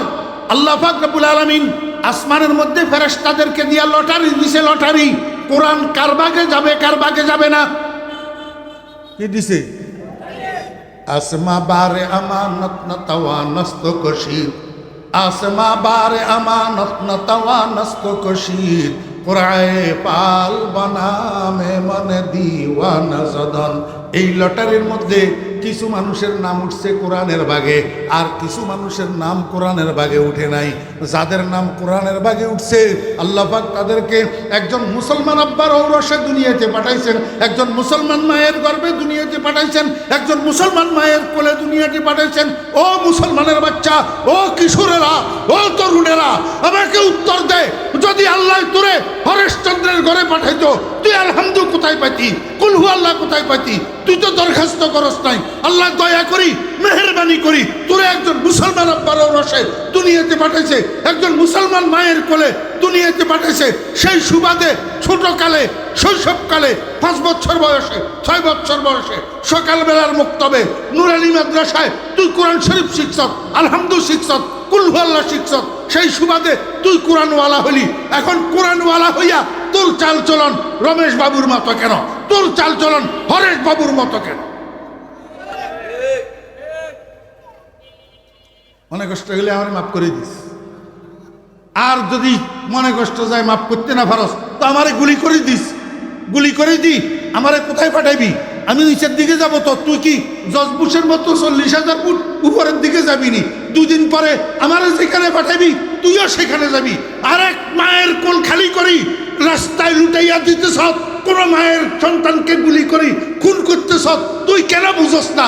2 দিন পরে আরেকজনে আসি তোরেও শিয়াল কুকুরের মতো রাস্তায় লুটাইয়া দিবে। তারা যেখানে পাঠাইছ তুইও সেখানে যাবি। এই জন্য রাজনীতির নামে খুনাখুনি বন্ধ কর, রাজনীতির নামে মানুষ মারা বন্ধ কর। যেই নেতা বাবার চোখের ইশারায়, যেই নেতা বাবার নোটের বান্ডিলের লোভে মানুষ মারার রাজনীতি করতেছ, সেই নেতা বাবা 2 দিন পরে তোর 2 পয়সা উপকারে আসবে না।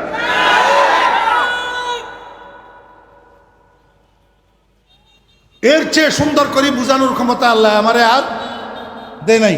ছোট মিয়ারা, রাজনীতি করো, রাজনীতির নামে সন্ত্রাস করিও না, রাজনীতির নামে মানুষ খুনের রাজনীতি করিও না, রাজনীতির নামে মারামারির রাজনীতি করিও না, রাজনীতির নামে মাঠামাটির রাজনীতি করিও না।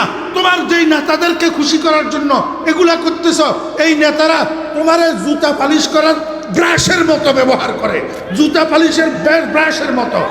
যতক্ষণ তুমি কাজে লাগবা এতক্ষণ তোমারে মুট করেই ধরে রাখবে। যখন জুতা পালিশ শেষ হইয়া যাবে এইভাবে তোমারে নিক্ষেপ করবে, জেলখানায় যাইয়া পড়ে থাকবি, ফোন করলে ফোন ধরবে না। কেন বুঝস না ছোট মিয়ারা? মুসলমানের সন্তান বলো, হরেশ বাবুর সন্তানের মতো চলিও না। আল্লাহু আকবার। নফসের বাংলা কি? আর একটা অঙ্গ আছে ভিতরে, সেটার নাম রুহ। সেটার নাম রুহ, মানি আত্মা। রুহ মানে কি?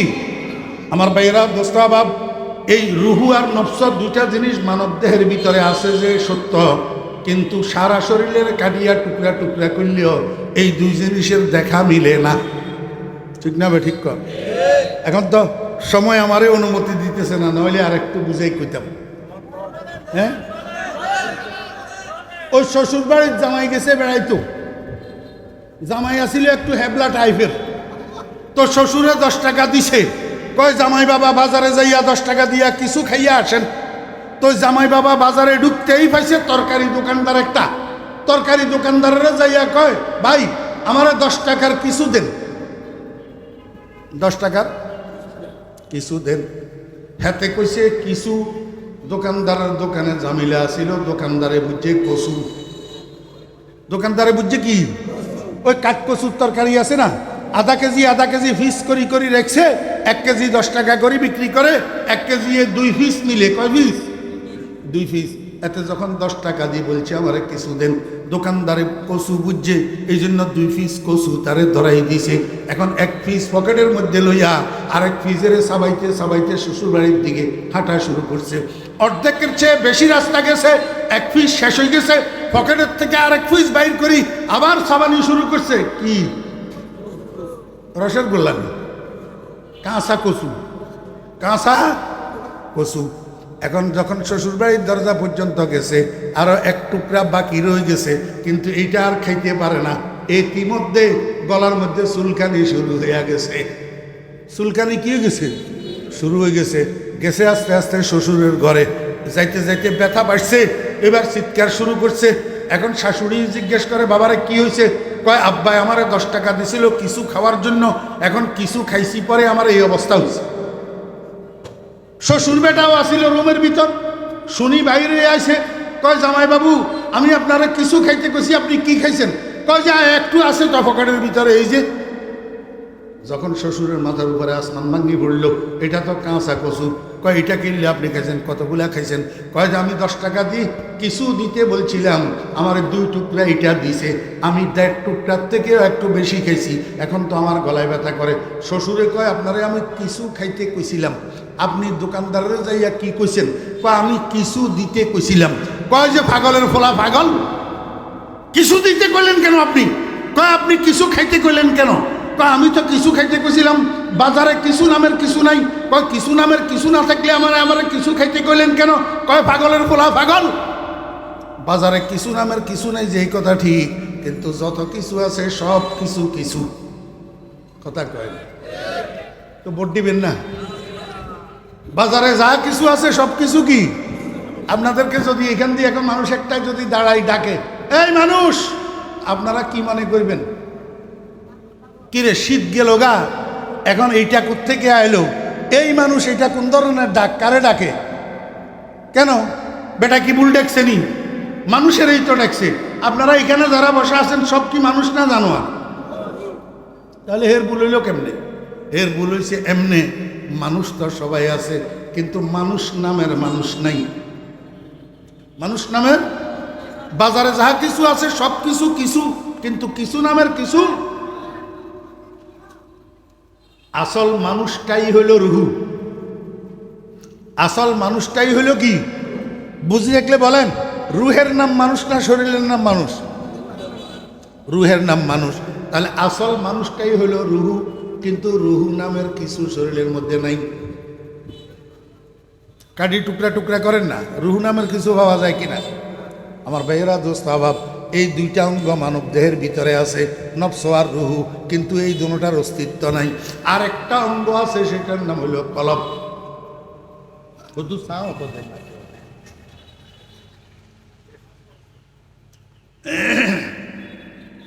আর একটা অঙ্গ আছে, সেটার নাম কি? কলব। এই কলব হলো আরবি শব্দ, উর্দু ফার্সিতে বলে দিল, আর ইংরেজিতে বলে হার্ট, বাংলায় বলে অন্তর বা হৃদয়। কয়টা অঙ্গ পাইলেন? কয়টা? তিনটা। এবার আসেন, এই তিনটা অঙ্গের মধ্যে একটার নাম নফস, এটা হইল গোপন শত্রু। মনে আছে না, ভুলে গেছেন? এই নফস এটা হইল কি? গোপন শত্রু। আর প্রকাশ্য শত্রু হইল শয়তান। প্রকাশ্য শত্রু হইল শয়তান। আল্লাহ পাক রব্বুল আলামিন বলেন, ইন্নাহু লাকুম আদুউম মুবিন।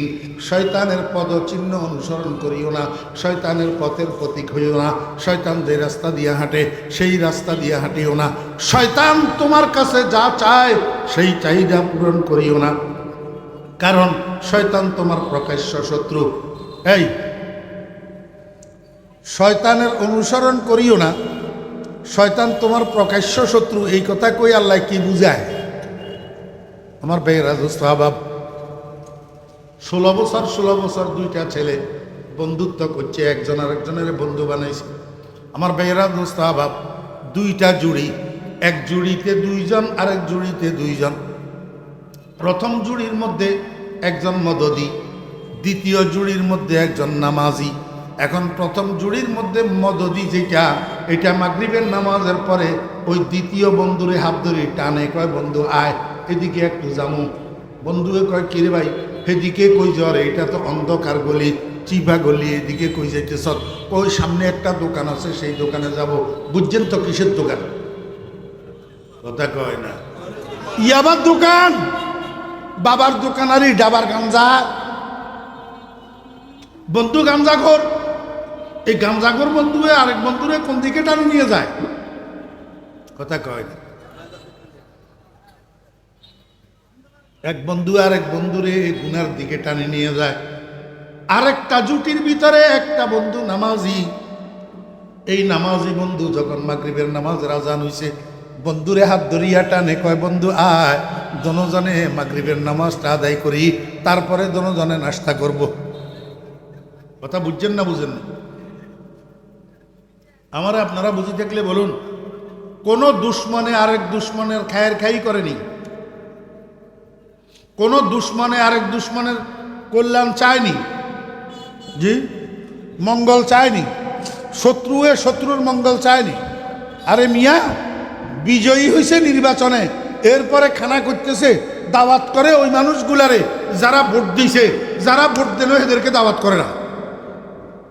কথা কয়, এদেরকে কি করে না? দাওয়াত করে না। এক শত্রু আরেক শত্রুর মঙ্গল। আল্লাহ পাক রব্বুল আলামিন কয় ইন্নাহু লাকুম আদুউম মুবিন। ও দুনিয়ার মানুষেরা, শয়তান তোমার প্রকাশ্য শত্রু, যেহেতু শয়তানে তোমার কোনো ভালো কোনো দিন চায় না, তোমার মঙ্গল চায় না, তোমার কল্যাণ চায় না। অতএব শয়তানে তোমারে দিয়া কাজ যেগুলা করাবে সেগুলার দ্বারা তোমার দুনিয়াতেও ভালো হবে না, আখেরাতেও ভালো হবে না, মৃত্যু শয্যায়ও ভালো হবে না। তোমার বেঈমান বানাইয়া দুনিয়ার থেকে নিয়ে যাবে, জাহান্নামী বানাইয়া দুনিয়ার থেকে নিয়ে যাবে, কারণ সে তো তোমার শত্রু, কোনো দিন সে তোমার ভালো চাইবে না।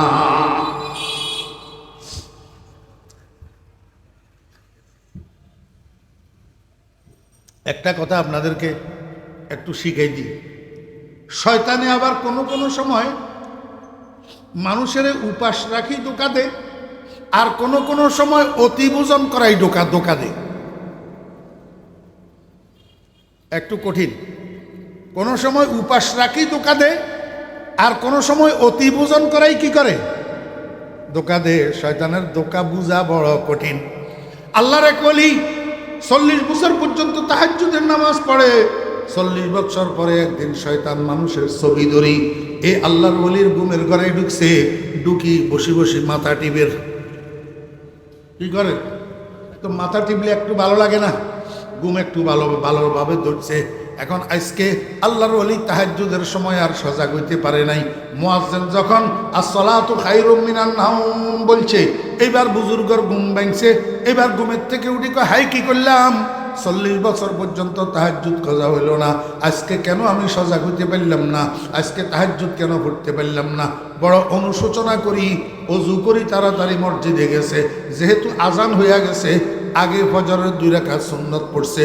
ফজরের 2 রাকাত সুন্নত পড়ি আল্লাহর দরবারে হাত উঠাইয়া দিচ্ছে মুনাজাত। মুনাজাতের ভিতরে এমন কান্না কানছে, আল্লাহ পাক রব্বুল আলামিন খুশি হইয়া আমল নামার ভিতরে এক কই কান্দায় 60 বছরের নফল ইবাদতের সওয়াব লিখে দিছে। কয় বছরের?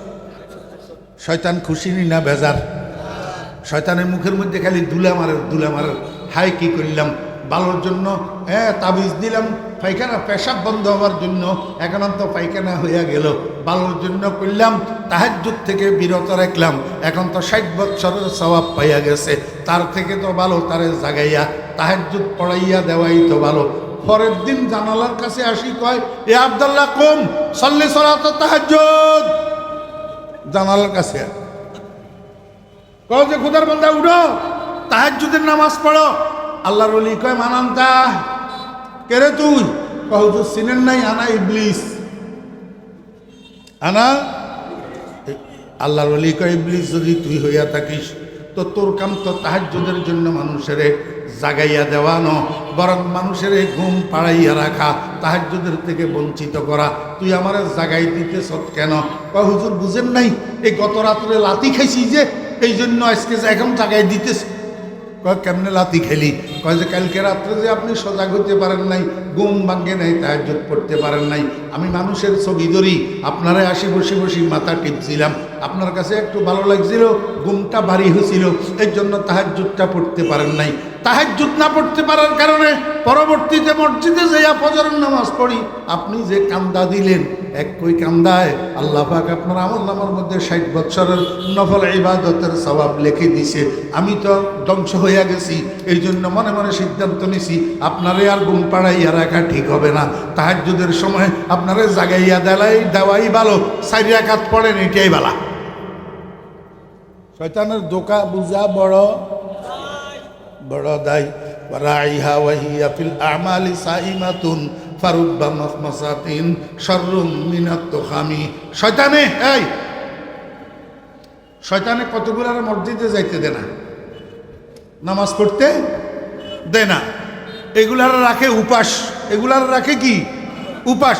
আর কতগুলারে শয়তানে মসজিদে যাইতে বারণ করে না, মসজিদে আরো ফুসলাইয়া ঢুকাইয়া এত বড় ফাগড়ি একটা বান্ধায়, লম্বা লম্বা রুকু, লম্বা লম্বা সেজদা দেওয়াইয়া 4 রাকাত নামাজ পড়তে 10 মিনিট লাগায়।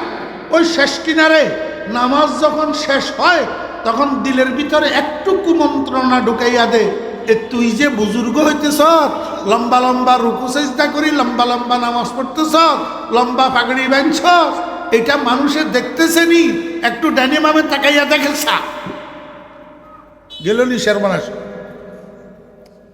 হয়ে গেল নি। এটার নাম রিয়া। এটার নাম কি?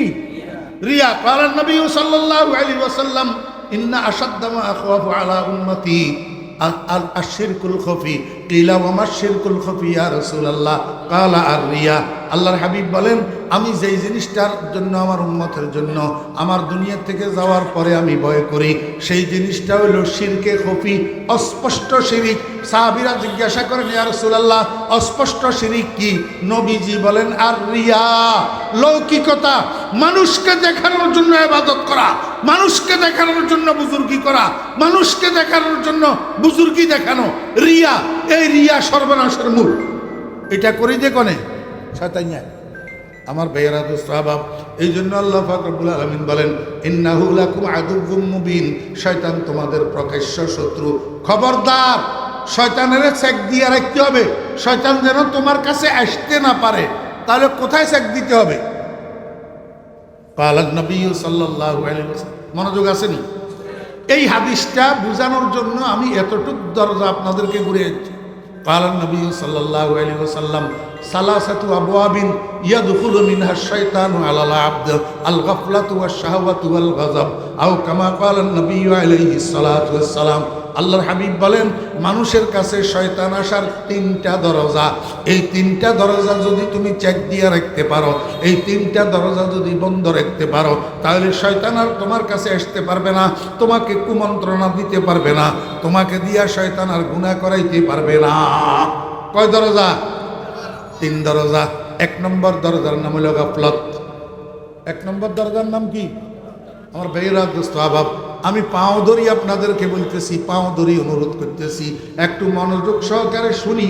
এই তিনটা দরজা একটু মুখস্থ রাখার চেষ্টা করেন, দেখবেন হাজার হাজার গুনার থেকে বাঁচি যাবেন ইনশাআল্লাহ। এক নম্বর দরজার নাম হলো গাফলত।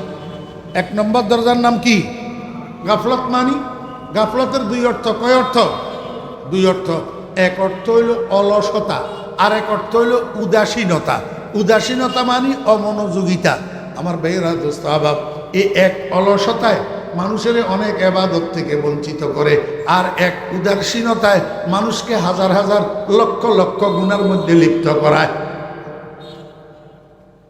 রাসূল আকরাম সাল্লাল্লাহু আলাইহি ওয়াসাল্লাম একটা মূলনীতি শিখাই দিছি আপনাদেরকে, আর আমি সেই মূলনীতিটা আপনাদের সামনে সামান্য উঠাই ধরতেছি।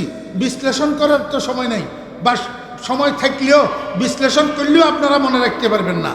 এক নম্বর দরজার নাম হলো কি? আরবি শব্দ মনে রাখবেন, এই আরবি পরিভাষাগুলোকে চর্চা করবেন। মুসলমানের সন্তানেরা আরবি পরিভাষাগুলোকে রপ্ত করবেন। এক নম্বর দরজার নাম গাফলত। গাফলতের কয় অর্থ? এক নম্বর অলসতা। এক নম্বর কি? মনে রাখবেন, অলস মানুষের দুনিয়াও বরবাদ, আখেরাতও বরবাদ। দুনিয়াও বরবাদ, আখেরাতও বরবাদ। ঘরে ভাত রান্না করার জন্য চাউল নাই, ফ্যামিলি মেম্বার 9 জন, হেতে দিনের 12টা পর্যন্ত ঘুমায়, কাজকর্ম করতে যায় না। কি কারণে? অলসতার কারণে। নিজেও উপাস থাকে, ঘরের মানুষগুলাকে উপাস রাখে। দুনিয়ায় বরবাদ হইল, নিনানা হইল। আমার ভাইরা, দোস্ত আবাব, মুয়াজ্জিন যখন ফজরের সময় ডাকে, হাইয়া আলাস সালাহ, হে কম্বলারে আরো ভালো করি, মাথা মোড়াইয়া ঘুমায়, ঘুমের থেকে উঠে না, মসজিদে যায় না। কি কারণে? অলসতার কারণে। কিসের কারণে? অলসতার কারণে। আমার ভাইয়েরা, দোস্ত আবাব, ব্যবসায়ীর ব্যবসা নষ্ট, চাকরিজীবীর চাকরি নষ্ট, আল্লার আল নষ্ট, জাল্লার জাল নষ্ট, ছাত্রদের লেখাপড়া নষ্ট। মাদ্রাসা বলেন আর স্কুল কলেজ বলেন, এই অলস পোলা সারা বছর লেখাপড়া করি, বছরের শেষে ফাইনাল এক্সাম যখন দে, ফাইনাল পরীক্ষা যখন দে, মাদ্রাসা বলেন আর স্কুল কলেজ বলেন, হেতে পাস করে না, ফেল মারে। কি করে? ফেল মারে। এই অলসতা বশত লেখাপড়া করে না, দুনিয়ায় বরবাদ হলো কি হইল না? আমার ভাইয়েরা, দোস্ত আবাব, ফজরের নামাজটা অলসতার কারণে পড়ে না, এশার নামাজটা অলসতার কারণে পড়ে না, আখেরাত বরবাদ হইল। দুনিয়াও বরবাদ, আখেরাতও বরবাদ। এমনিভাবে উদাসীন মানুষ, অমনোযোগী মানুষের দুনিয়াও বরবাদ, আখেরাতও বরবাদ। কেমনে? আমার ভাইয়েরা, হাতে ড্রাইভার গাড়ি চালাইতেছে, বাম হাতে মোবাইল, ডাইন হাতে স্টিয়ারিং হুইল, ওই দিক থেকে বউয়ে মোবাইলের মধ্যে কইতেছে, তোমার 4 বছরের পোলাটা পানিতে পড়ি মারা গেছে। বউয়ে মোবাইলের মধ্যে কি করতেছে? তোমার 4 বছরের বাচ্চাটা পানিতে পড়ি মারা গেছে।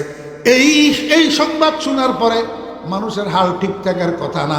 এখন মন গেছে গা সেই দিকে, সামনের দিক থেকে গাড়ি আসতেছে, খেয়াল করে নাই, দিছে সামনাসামনি মারি, নিজের গাড়িটাও ভাঙলো, আরেকজনের গাড়িটাও ভাঙলো, নিজেও মরল, সামনের ড্রাইভারটারেও মারল।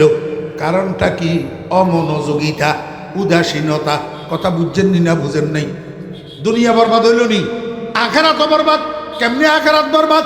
হে মসজিদে যায় 5 ওয়াক্ত, আল্লাহু আকবার, নামাজের নিয়ত বান্ধি, এবার ডুবাই চলে যায়, এবার খেতে চলে যায়, এবার অফিসে চলে যায়, না ঠিক মতো সুবহান রাব্বিয়াল আযীম আছে, না ঠিক মতো সুবহান রাব্বিয়াল আলা আছে, না তাশাহুদ আছে, না দরুদ শরীফ আছে, না দোয়ায়ে মাসুরা আছে। এটা গোড়ার ডিমের নামাজ নি। এই নামাজ তো তোর কিচ্ছু হইতেছে না, শুধু লেফট রাইট করতেছ, যে এইটাই হইতেছে। নামাজ গোড়ার ডিমও হইতেছে না। কি কারণ? এই নামাজের মধ্যে অমনোযোগী হওয়ার কারণ। আখেরাত বরবাদ হইল নি। আল্লাহর হাবিব জনাবে মুহাম্মদুর রাসূলুল্লাহ সাল্লাল্লাহু আলাইহি ওয়াসাল্লাম বলেন, আমার উম্মতেরা শয়তানের প্রবঞ্চনা যদি বাঁচতে চাও, অলসতা ছাড়তে হবে, উদাসীনতা ছাড়তে হবে। এই দুটোটার সমন্বিত নাম হলো গাফলত। এই গাফলত তোমাকে ছাড়তে হবে। এই গাফলতের দরজা দিয়া তোমার কাছে শয়তান আসে। 2 নম্বর দরজার নাম হলো শাহওয়াত। 2 নম্বর দরজার নাম কি? শাহওয়াত। শাহওয়াত এটা আরবি শব্দ। শাহওয়াতের বাংলা কি? শাহওয়াতের বাংলা হলো ওই যে একটু আগে বুঝাইলাম, নফসমানি মন। নফসমানি মন, মনের একটা চাহিদা আসেনি। কারো কারো মনে ভালো চাহিদা চায়, কারো কারো মনে খারাপ চাহিদা চায়। এই যে মনের চাহিদা, এটা যদি রসুলের তরিকা পরিপন্থী হয়, সেটার নাম শাহওয়াত। কথা বুঝার চেষ্টা করি। মনের চাহিদা যদি রসুলের তরিকার পরিপন্থী হয়, সেটার নাম কি? এই জন্য হুজুরে পাক সাল্লাল্লাহু আলাইহি ওয়াসাল্লাম বলছেন, লা ইউমিনু আহাদুকুম হাত্তা ইয়াকুনা হাওয়াহু তাবআন লিমা জিতু বিহ। হযরত উলামায়ে কেরামের ফায়দা বেশি, তালেবে ইলমদের ফায়দা বেশি। লা ইউমিনু আহাদুকুম হাত্তা ইয়াকুনা হাওয়াহু তাবআন লিমা জিতু বিহ। আল্লাহর হাবিব বলেন, তুমি ততক্ষণ পরিপূর্ণ ঈমানদার হইতে পারবে না যতক্ষণ না তোমার মনের চাহিদা আমি নবীর আদর্শের অনুসারী না হয়। আমি নবীর আদর্শের অনুসারী না হয়। তাহলে খাহেসাত শাহওয়াত কাকে বলে? মানুষের মন চাহিদা যেটা নবীর আদর্শ বহির্ভূত হয়, সেটা হলো শাহওয়াত, সেটা হলো মন চাহিদা। বুঝে থাকলে বলেন না। মদ পান করা নবীর আদর্শ, জি।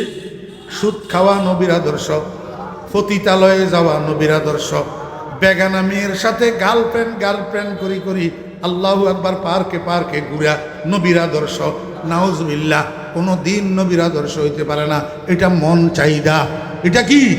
মন চাহিদা। এরকম যত গুনার কাজ আছে যেগুলো আমার মনে চায়, এগুলার নাম হলো শাহওয়াত। আল্লাহর হাবিব জনাব রাসূলুল্লাহ সাল্লাল্লাহু আলাইহি ওয়াসাল্লাম বলেন, ও উম্মত, শুধু তোমার মন চাইলেই তুমি করিবা এমনটা নয়। আমার আদর্শের কষ্টি পাথরের লগে একটু বসিয়া দেখবা আমার আদর্শের সাথে মিলে আসেনি। তুমি যত বড় হও না কেন, তোমার স্ত্রীকে লইয়া রাস্তায় যদি খোলা চেহারায় বাইর হও, তাহলে বুঝতে হবে এটা তোমার মন চাহিদা। এটা তুমি মনের চাহিদা পূরণ করতেছ। আমি নবীর আদর্শ বেপরদা চলা নয়। কথা বুঝছেন না? বুঝেন নাই? আল্লাহু আকবার। 3 নম্বর দরজাটার নাম হলো গজব।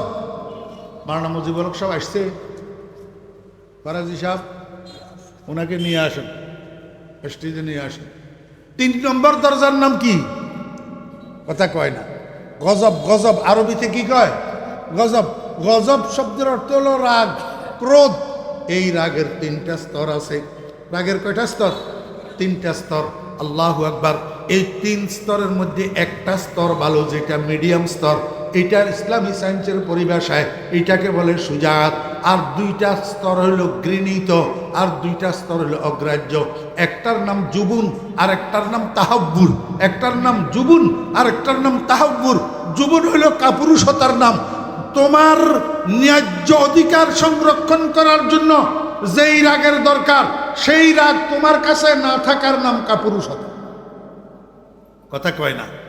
30 বছর পর্যন্ত তোমার আব্বাই দোকান করলো, এখন 30 বছর পরে সন্ত্রাসী 2 জন লাঠি 2টা লইয়া যদি তোমার কাছে আসি, কয় এটা আমাদের দোকান, তুই গদি থেকে নাম, তো তুমি কি করবা? ভাইজান মারিয়েন না, আপনারা বসেন, আমি ছাড়ি দিলাম না। এটা তোর ন্যায্য অধিকার। তোর বাবার 30 বছরের দোকান, তোর কাছে এই রাগ থাকতে হবে। আর একটা লাঠি লইয়া উল্টা ঘুরি তোকে দাঁড়াইতে হবে।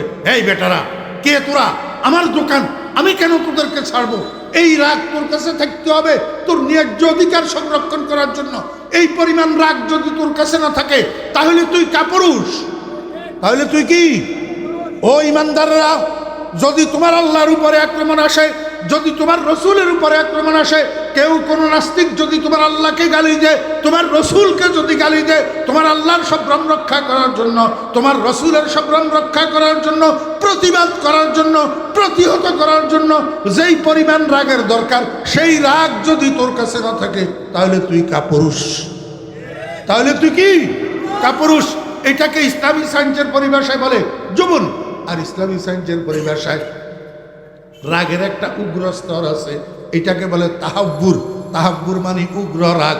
যেই রাগের মধ্যে মানুষ গেলে, যেই রাগে মানুষের পাইলে মানুষের দিক বিদিক জ্ঞান থাকে না, হুঁশ ঠিক থাকে না, কারে কি বলে ঠিক করে না, কাকে কি করতেছে ঠিক করে না, নিজের ঘরের সমস্ত সিরামিক সরঞ্জামগুলার লাঠি দিয়া পিটাইয়া চুরমার করে ফেলে। কোনো সময় আল্লাহু আকবার বউয়েরই পিটানি শুরু করে, কোনো সময় নিজের ছেলে মেয়েদেরকে পিটায়, কোনো সময় মা বাপের গায়ে পর্যন্ত হাত উঠায়। কিসের কারণে? রাগের কারণে। এই যে রাস্তায় রাস্তায় সন্ত্রাস হইতেছে, মানুষ খুন হইতেছে, একজন আরেকজনকে আহত করতেছে, একজন আরেকজনকে নিহত করতেছে, এর মূলে ম্যাক্সিমাম কার্যকরী এই উগ্র রাগ। উগ্র আল্লাহর হাবিব জনাব রাসূলুল্লাহ সাল্লাল্লাহু আলাইহি ওয়াসাল্লাম বলেন, আমার উম্মতেরা তুমি তোমার উগ্র রাগটাকে কন্ট্রোল করো। কিভাবে কন্ট্রোল করবা? যখন তোমার কাছে রাগ আসতেছে তুমি দেখবা তখন বেশি বেশি করি আউযু বিল্লাহি মিনাশ শাইতানির রাজিম, আউযু বিল্লাহি মিনাশ শাইতানির রাজিম, আউযু বিল্লাহি মিনাশ শাইতানির রাজিম। যত বেশি পড়বে আস্তে আস্তে রাগ ঠান্ডা হয়ে যাবে।